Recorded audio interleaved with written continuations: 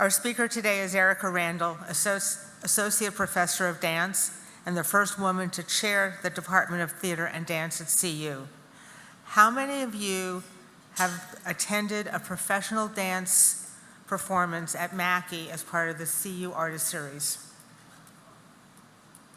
Okay, well, I hope to see a lot more hands go up at the end of people who want to go at the end of her talk.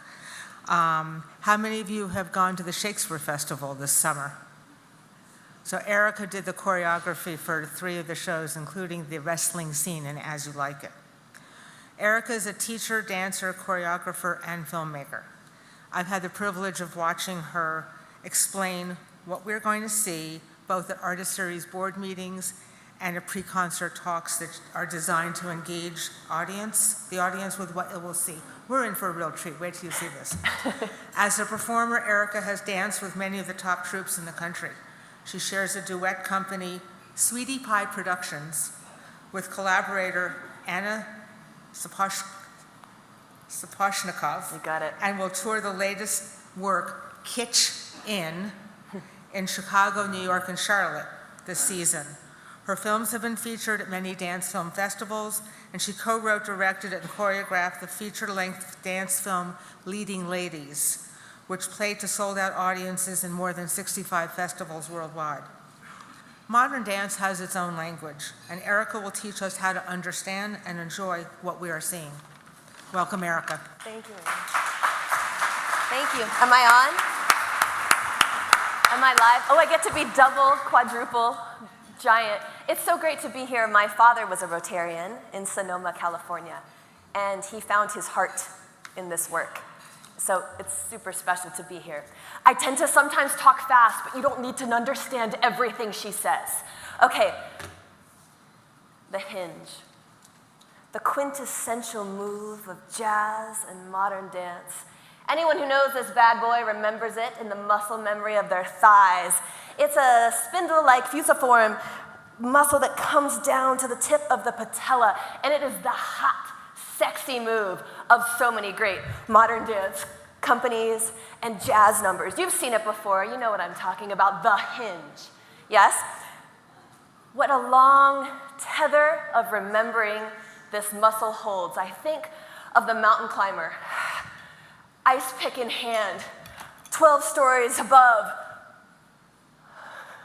I think of the young virgin moving her pelvis toward the pyre of the marital bed with the lover unrequited too poor for her company up above. It's the back high diagonal. It's the eternal wanting, longing, the hinge. This is familiar to some of us.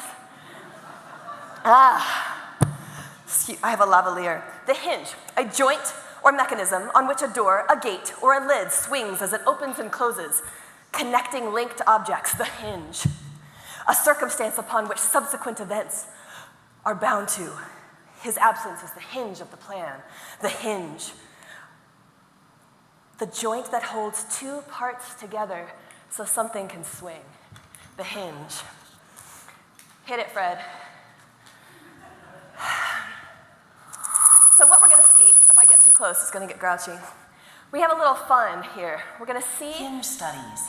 Some hinge studies. Hinge studies in the Horton technique, 3 of which are presented. I'll just stand like this while they're going so you can feel my muscles shake and you can get kinesthetically, empathetically joined to this conversation. Or you might just want to grip your quads or buttocks right now as you watch this part, just to feel like you are linked to the dancer. This is a Horton hinge that comes from the 1940s, developed by Lester Horton out in California, taught often in the Ailey Company, the Graham Company, and in many modern dance troupes from the 30s, 40s, 50s on until today. The hinge. Never have there been so many warnings and tips on how to do a hinge. Let's read some. They're fantastic. Tip. Imagine an airplane landing. It glides forward, hovering above the ground. Warning. Don't arch your back. Tip. Windmill your arms to gain momentum if you start to lose your quads. Warning, do not releve in a hinge. Tip, I turn to the world where I see how far my knees can go forward and my head stays in line. Warning, do not hinge alone. These are actual tips I found online. Okay, pause. Fred, next video. Now we get to play a game where you get to yell, Hinge when you see one. Now, we're going to see the Alvin Ailey Dance Company because no one hinges better. Some of you may have seen Ailey 2 with CU Presents. This is Kat Deely. She's going to talk about it. One of the clearest, biggest recordings we have is they performed it So You Think You Can Dance. That TV show, anyone seen it? So You Think You Can Dance? Sometimes it's terrible for the form because it trains us to want dance to be 2.5 minutes long. But it's so brilliant when the Ailey Company came and performed Sinner Man, one of the most iconic works of modern dance from the ballet Revelations from the 1960s. Once Kat is done talking, because that's easier than fast forwarding, we're gonna see Hit It with sound. The Alvin Ailey Company. When you see a hinge, yell out, Hinge! I'll help you. Hinge! Good.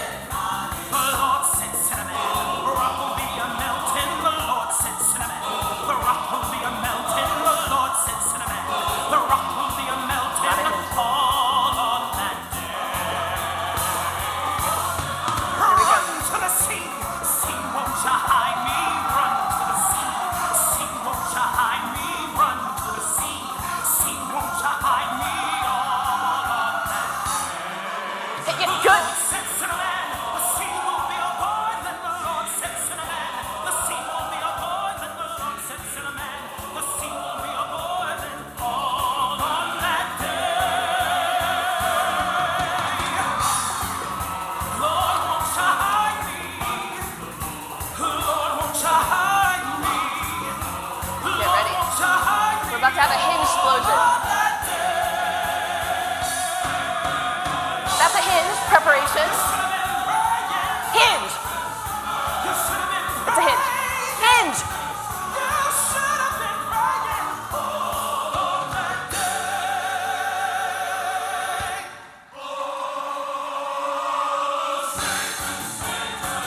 They come up and we're going to see a hinge preparation. Contraction, run, then they come, as they're getting up, they're using the hinge right here and their front leg to get up. Now this talk is called Why is Watching Modern Dance So Hard? It's not hard to watch this. Get ready. Hinge, hinge, hinge. Hinge. Yes. Okay, good. The hinge.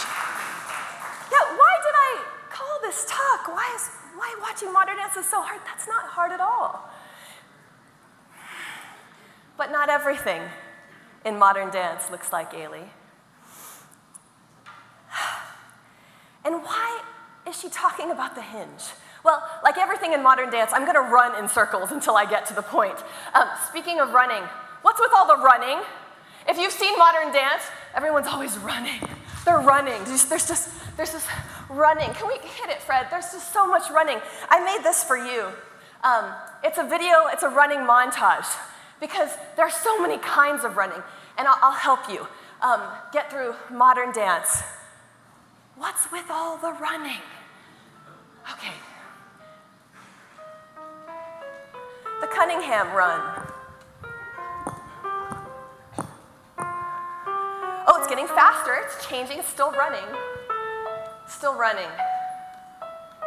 You know it's Cunningham because they try to keep their head at the same level. Next running. Nope, still running.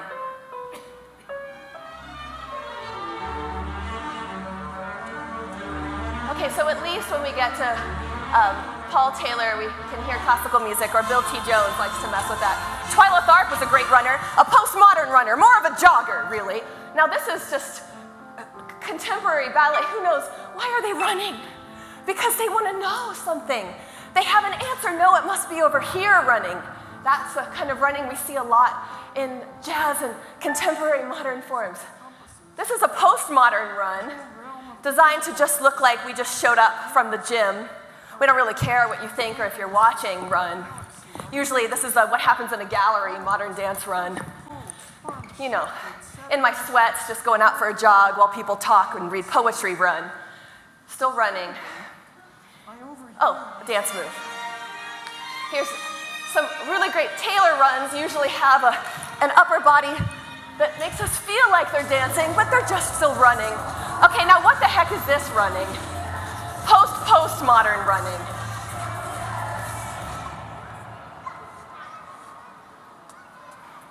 Why is watching modern dance so hard? They're running. Or slow running, which is called walking. We see that a lot. That happens often. Cut it, Fred, enough. Yeah, why is watching modern dance so hard? Well, some modern dance is poorly funded. Some of it is Guggenheim funded. Some of it is really well rehearsed. Some of it isn't rehearsed at all. Some of it isn't bad. But sometimes it's not fantastic, but most of the time, when we think that a piece is bad, it's usually that our audienceship is not as good as it could be. Yeah? A lot of the times when we're watching something, we think, couldn't this dance say more about me? Why don't I like this? Instead of looking at the dance and really seeing what it has to offer. Is the dance hard to watch, or are we hardly watching? Now, Jeanette Winterson, who's this brilliant British feminist author, does anyone know Winterson's work? Both a novelist and an essayist, wrote this brilliant book called Art Objects, or as I like to verb everything, Art Objects, essays on ecstasy and effrontery. And Winterson, a writer, not an art lover, talks about going into Amsterdam and seeing paintings and being dumbstruck by these works that she knew nothing about. She asked herself this brilliant question: had I ever spent an hour alone with a painting? And I ask you to exchange the word painting for dance. What was I to do, standing there dumbstruck with my heart flooding away, suddenly impacted by art? I knew nothing about painting, and so I got very little from it before. I had never even given a painting my full attention for an hour. The problem that I had was that the paintings were perfectly at ease. It was I who was uncomfortable. This is one of my favorite parts, when an audience member says, as Winterson puts it, I do not understand a poem or a dance, or I've never listened to classical music. I don't like this picture. These are statements that tell us more about the speaker than they do about the work.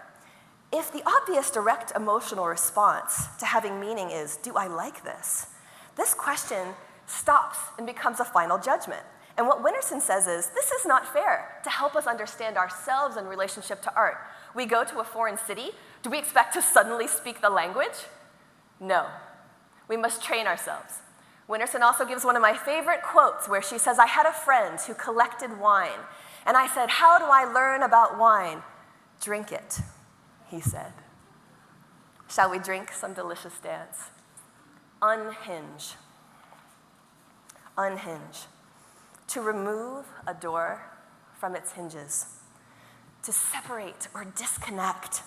To confuse or disrupt, to unbalance. Have any of you ever become unhinged by a dance moment? Yeah, anyone? Maybe so. I remember the first time when I was at what I call the jail yard school, Juilliard. I saw the Graham Company do Diversion of Angels, and there's this one chord where the woman in white is crowned from behind, and she just gestures with her arm and contracts. And I remember my heart in its cage, stopping beating.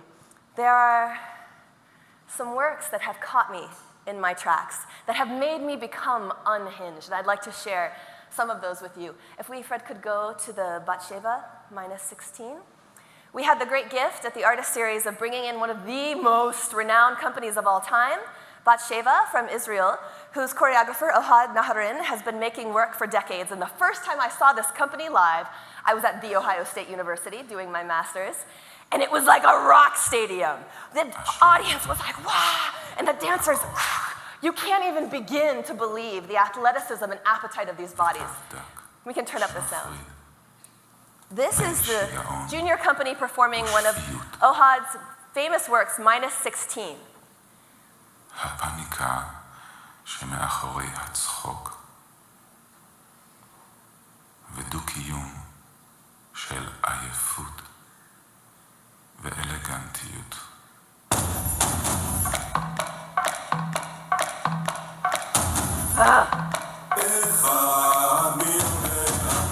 אחד אני יודע, אחד אלוהינו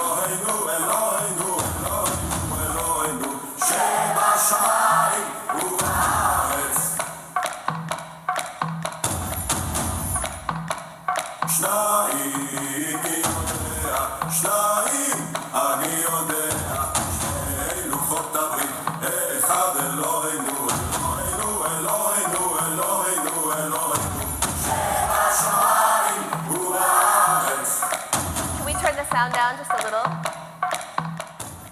We'll continue to watch the work. One of the things that creates this potency and this slow creaking open of the heart for me is the accumulation, the constant building on and on, like Ravel's Bolero, the way we feel the heart start to surge, the way we feel the body start to become exhausted, how we start to witness the exact sense of time that the dancers are experiencing as they get more and more tired. The piece builds. Could we fast forward just a little? You can just move the bar, Fred, I'm not picky. We see the bodies be riddled by machine gun fire, by passion, by prayer. We see them as the dance starts to progress, tear off their formal wear, until by the end of the dance, there they are in their undergarments, we can keep going, throwing their suits into the center of the stage. We witness what it's like to feel the body in real time as it has its experience. I can't even tell you what seeing this work is like live. OHAD is bringing another piece back through the artist series to be performed by the Hubbard Street Dance Company next spring. I'm so excited. They're doing a piece called Decadance, which sometimes shows this portion of the work. My fingers are crossed. Minus 16, you can watch more. Fred, let's go ahead to the Crystal Pipe video. See how exciting it is? Just to throw your, and to feel that in these bodies that are trained. They can do anything. They're like a group full of unicorns, and there they are, throwing their shoes into the center of the room in solidarity and in communion. It's exciting, but it doesn't seem virtuosic. But is that what we judge good or bad by? So when we look at Crystal Pite's work, Crystal Pite is one of the very few women choreographers who is making it on the international scene today. There are so many women whose voices are not being heard. Crystal Pite's work comes under the company name Kid Pivot and is done by many companies around the country and will also be performed by Hubbard Street at the Artist Series next spring. The first time her work has come to Colorado. What's so brilliant about her work is her filmic sensibility. She focuses our eye in a live dance performance as if we're watching a film. She uses props, setting, music, and lighting to create these surreal worlds that we get to inhabit and come to understand our bodies better. This puppet is controlled by 6 dancers who are in black, moving the strings until it becomes the size of a human form. Do you remember being Malkovich? It feels reminiscent to that, but in real time. In real time.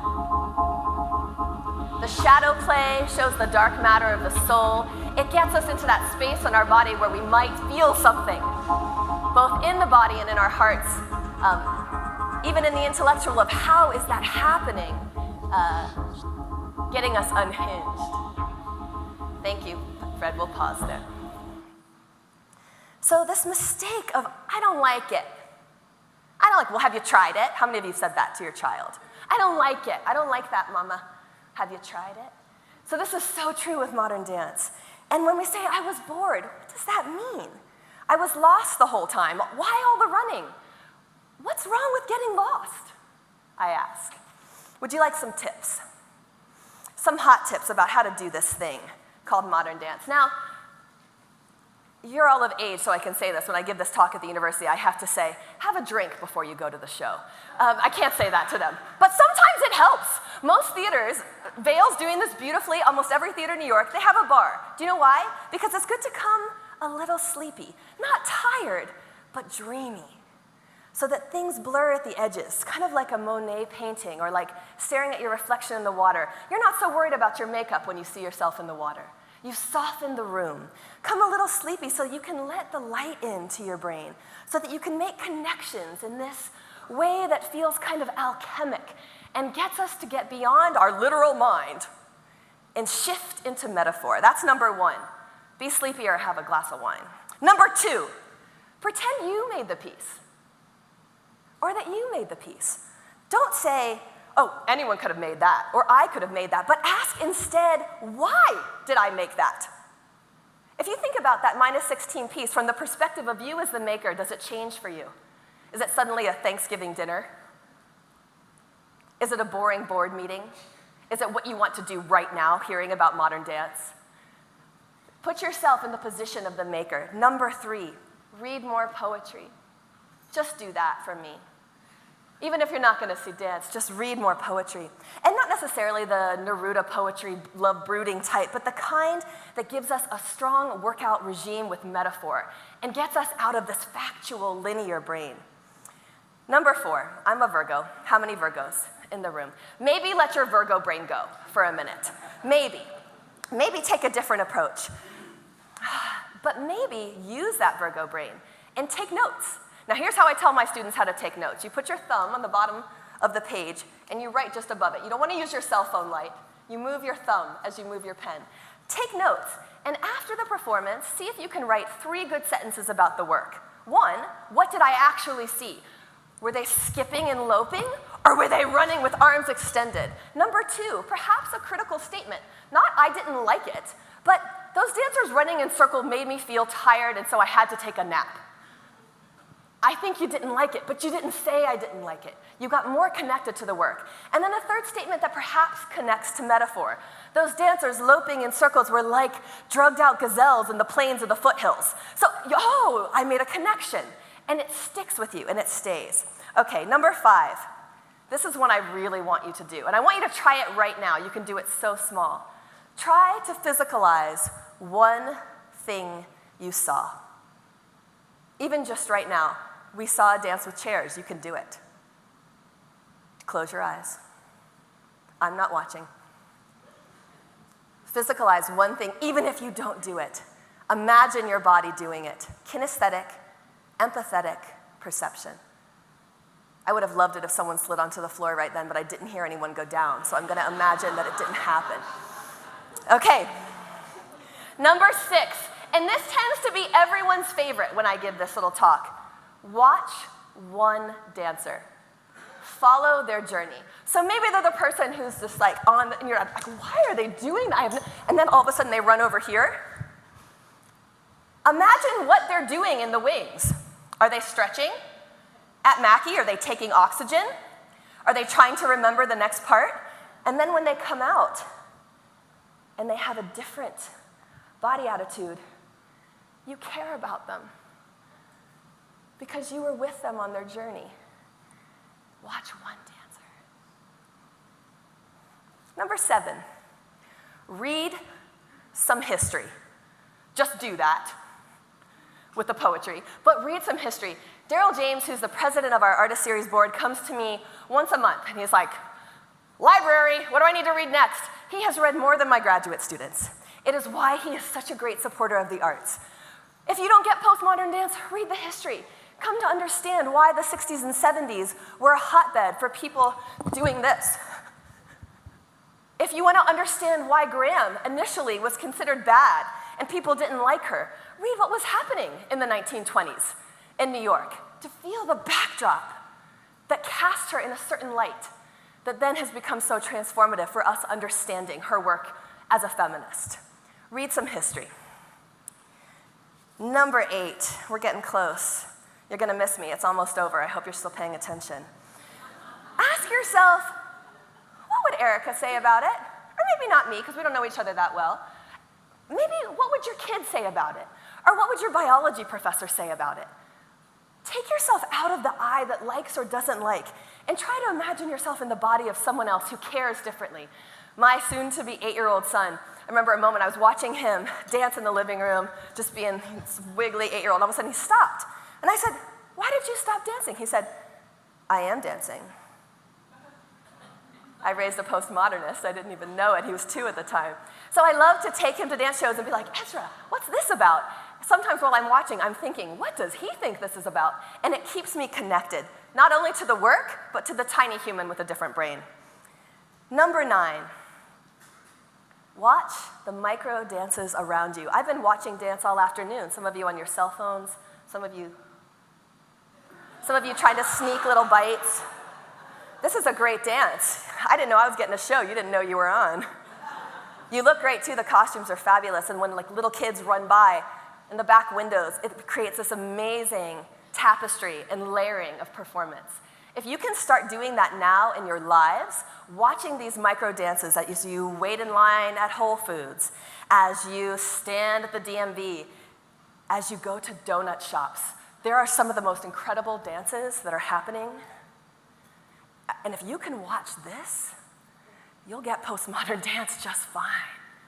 Yeah? Watch the micro dances around you. And then number 10, your 10th hot tip. Forget all the other 9. I think you're gonna do great. You just listened to me for 18 minutes, and most of you stayed awake. I think you're gonna be fine. So I want you to know that when you see running, instead of rolling your eyes, get that little insider smirk like, I know about modern dance running. Insider, yeah? And the next time you see something that's just a little off, but still inviting, perhaps that latch on your heart will clink and start to fly open, and you'll feel yourself become unhinged. Thank you so much.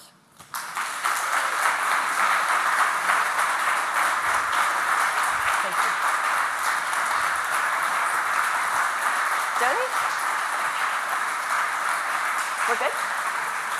We have 5 minutes for questions. I tried to not talk too fast and give you plenty of time, and I didn't want to skip a tip. My friend. Talk about the grant that you just received and the award and what that means to you and to your program. So Erika is the chair of theater and dance, and one of my colleagues who will be performing this fall as part of the theater and dance season. You can find tickets at the Artist Series website, at the, CU Presents website. Michelle Ellsworth, who is a genius, won a Guggenheim last year, won another, what's her name, super brilliant person who gives a ton of money, I'll think of it, it's her second one, but then just got an NSF award for $1.2 million looking at dance and computer science. It's a huge boon for our house, for the campus of CU, and really speaks to what dance is doing in the world today. It is not just for entertainment. It is not a fluffy extra bonus thing you do as a major. Dance is really becoming a link, ampersanding different fields, and keeping us in an embodied conversation about the future. So I appreciate that question. Michelle is a total genius. Doris Duke is the name of the other award she just received. There are limited seats for her show. Dances that do not look like dances. This lecture is going to really help you with that show. But it's huge for our house, and it really gives, puts CU on a map where the coasts often rule the way we think about the arts, with Rennie Harris, who just said the first full evening-length work for Alvin Ailey is in our house teaching. Michelle Ellsworth, one of the biggest grant award winners in dance, in our house. Hellenius Wilkins just performed at the Kennedy Center last year, in our house. It's a miraculous group of humans I have. Thank you for that. You had a question.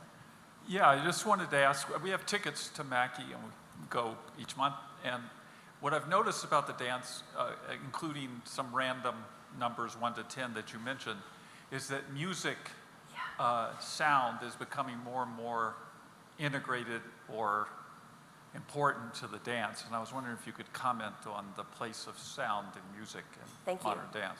I love that you use this word sound, because sound is often a textural event, not necessarily Bach, that we might have the sound of breathing or the footfalls that have been amplified. But every decade, I would say, our dance's relationship to sound changes. In 1661, ballet broke from the Music Academy and said dance needs nothing but itself. And with Louis XIV, we started teaching dance in a way that created the forms that became the symphonic form, but based on the dance forms. Then dance relinked back with classical music, especially in the 1890s, around the classical time. African dance and African music, there's always a link. In hip hop and music, always a link. In contemporary dance, we go in and out every decade. Mark Morris was considered rebellious because he danced to symphonic music in the 80s. After the 60s and 70s, were people talking or dancing in silence. So it's a constantly shifting landscape where I would say now most dance pieces feel they can borrow from anything, from pop to classical to the sound of breath. Great. Thank you, Erika, for the presentation and for showing all of Rotary why you are a cherished colleague to all of us at the university and a huge factor in the success of CU Presents. In your honor, the Boulder Rotary Club is pleased to contribute 100 doses of polio vaccine to the Polio Plus Fund because we're this close. That's amazing. Thank you so much. Thank you all for having me. Thank you.